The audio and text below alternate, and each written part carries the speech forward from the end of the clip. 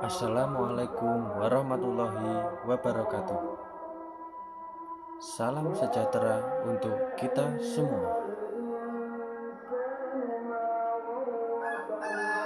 Perkenalkan, nama saya Rendra Ditya Prayoga dengan NIM 860557004, Program Studi Pendidikan Guru Sekolah Dasar, Fakultas Keguruan dan Ilmu Pendidikan Universitas Terbuka Jember. Dalam video pendek ini, saya akan menanggapi dan menjawab tugas ketiga mata kuliah Filsafat Ilmu yang dibimbing oleh Bapak Muhammad Khairul Antoni, MPD.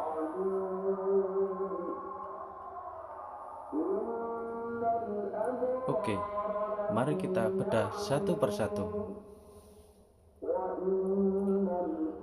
Untuk topik pembahasan tugas ketiga mata kuliah Filsafat Ilmu adalah pilar-pilar pendidikan dan relevansinya di era digital. Pernahkah kita merasa pembelajaran daring terasa hambar, atau siswa lebih akrab dengan gawai daripada guru? Hari ini kita akan membahas relevansi pilar-pilar pendidikan Ki Hajar Dewantara dalam menjawab isu kontemporer pendidikan nasional di era digital. Mari kita bedah satu persatu. Untuk soal nomor pertama. Soal nomor pertama adalah makna pilar dalam konteks pendidikan sebagai dasar atau tiang penguat sistem pendidikan. Dalam filsafat ilmu, pilar berarti fondasi yang menopang seluruh bangunan. Pilar pendidikan adalah nilai-nilai dasar yang tidak berubah meski zaman berubah. Jika pilar rapuh, sistem pendidikan mudah runtuh oleh arus digitalisasi. Ki Hajar Dewantara memberikan 3 pilar utama sebagai asas pendidikan nasional.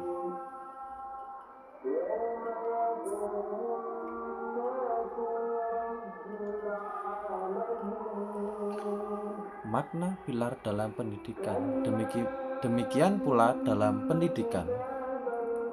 Pilar pendidikan berarti nilai-nilai fundamental, asas-asas filosofis atau prinsip-prinsip dasar yang menjadi fondasi kokoh bagi penyelenggaraan sistem pendidikan secara keseluruhan. Pilar-pilar ini tidak berubah-ubah meskipun zaman berganti karena ia bersifat ontologis, menyangkut hakikat apa itu pendidikan, mengapa pendidikan itu diperlukan, dan ke arah mana manusia harus dididik.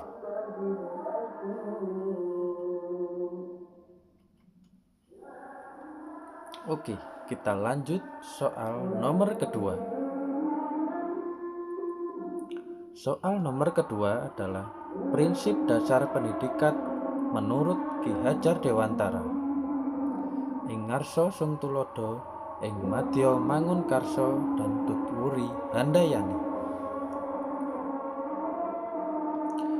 Maksud dari 3 prinsip dasar ing ngarsa, ing madya dan tutwuri handayani. Yang pertama, ing ngarsa sung tulodo. Maksudnya adalah di depan memberi teladan. Yang kedua, ing madya mangun karso, yang berarti di tengah membangkitkan kemauan.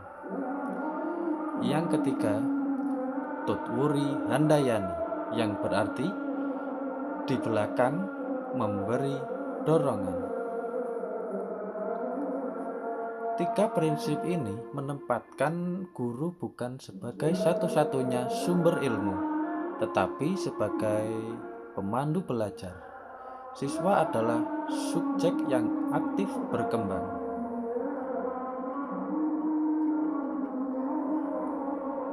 Oke, mari kita jelaskan satu persatu ya.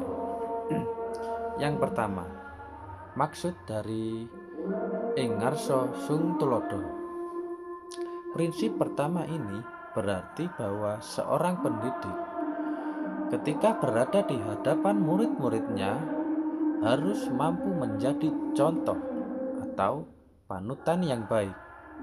Teladan tidak hanya berupa ucapan, tetapi terutama tindakan nyata sehari-hari.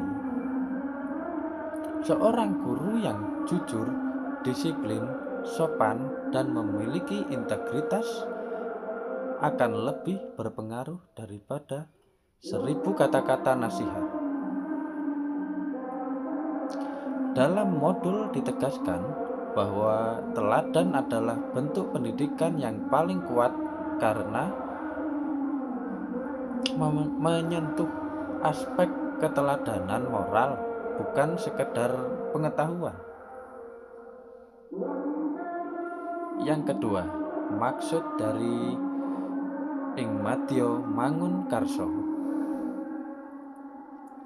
Prinsip kedua ini bermakna bahwa ketika pendidik berada di tengah-tengah murid, ia harus mampu membangkitkan semangat, kemauan, dan prakarsa belajar dari dalam diri murid. Guru tidak berperan sebagai penguasa yang memaksa, melainkan sebagai motivator yang menggerakkan kesadaran murid untuk belajar karena kebutuhan sendiri. Dalam modul filsafat ilmu, prinsip ini sangat terkait dengan konsep otonomi dan kemerdekaan berpikir. Murid didorong untuk aktif, kreatif, dan bertanggung jawab atas proses belajarnya. Yang ketiga, maksud dari Tutwuri Handayani. Prinsip yang ketiga ini berarti bahwa ketika murid sudah mampu berjalan sendiri, pendidik cukup berada di belakang untuk memberi dorongan dan penguatan. Ini mencerminkan kepercayaan penuh terhadap kemampuan murid. Guru tidak perlu terus-menerus mengarahkan dari depan atau mengawasi dari samping, tetapi cukup memastikan bahwa murid memiliki arah yang benar, lalu memberi kebebasan untuk berkembang. Modul filsafat ilmu menjelaskan bahwa prinsip ini mencerminkan nilai demokratis dalam pendidikan, di mana murid adalah subjek, bukan objek.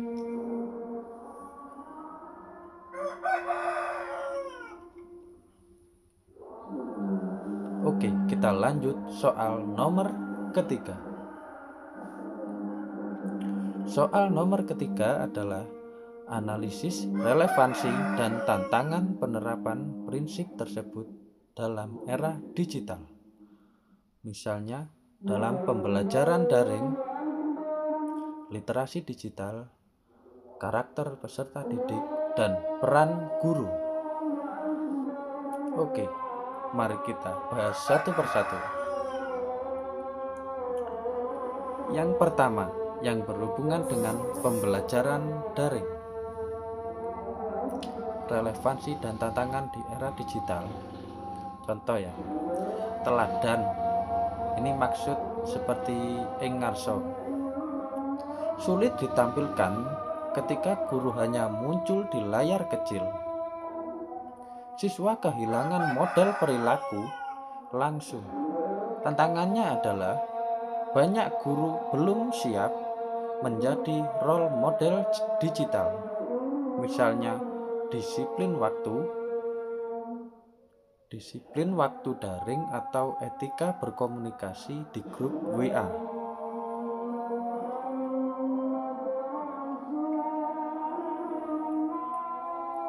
Yang kedua, yang berhubungan dengan literasi digital.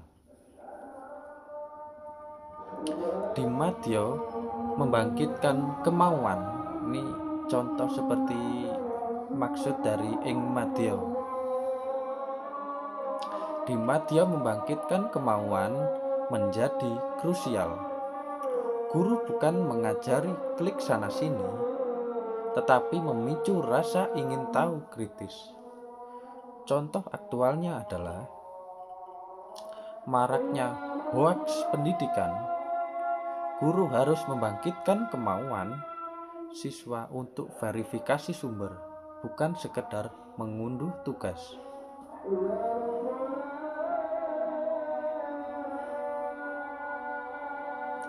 Yang ketiga, yang berhubungan dengan karakter peserta didik.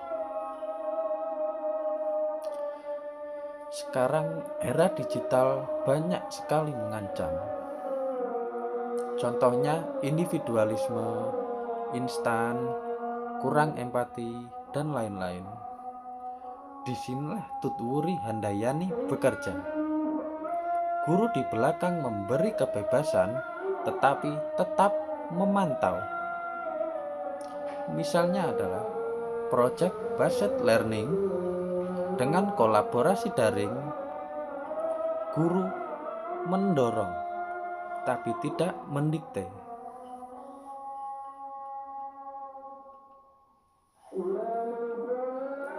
Yang keempat, yang berhubungan dengan peran guru. Guru bergeser dari penyampai informasi menjadi fasilitator karakter. Tantangannya adalah banyak guru justru kehilangan peran karena semua materi sudah di YouTube atau media sosial lainnya. Pilar Ki Hajar Dewantara mengingatkan, guru tetap dibutuhkan sebagai pemberi arah moral, bukan sekedar penyedia konten.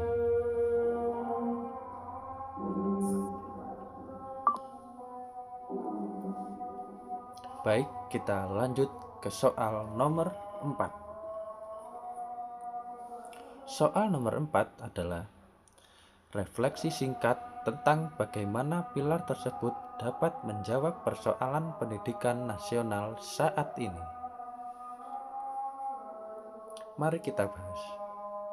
Jadi, apakah pilar ini mampu menjawab persoalan saat ini? Saya yakin iya. Dengan Engarso Sungtulodo, guru harus menjadi teladan literasi digital yang sehat. Dengan Ing Madya Mangunkarso, pembelajaran daring dirancang membangkitkan kemauan belajar, bukan hanya mengerjakan tugas.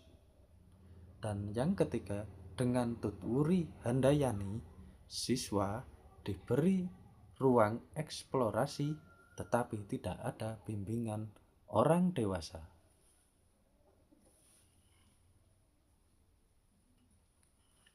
Jadi, contoh nyatanya adalah di sekolah yang menerapkan merdeka belajar, guru berperan sebagai pendorong minat siswa membuat konten edukatif, bukan pelarang gawai. Itulah bentuk Handayani di era digital.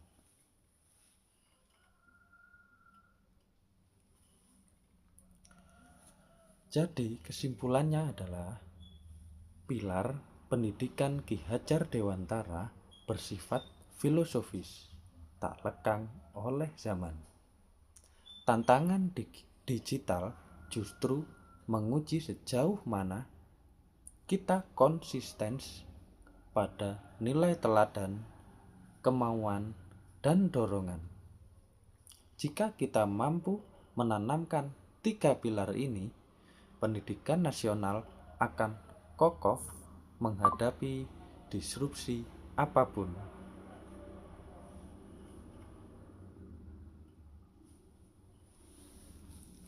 Terima kasih, ini video pendek dari saya. Kurang lebihnya saya mohon maaf. Wassalamualaikum warahmatullahi wabarakatuh.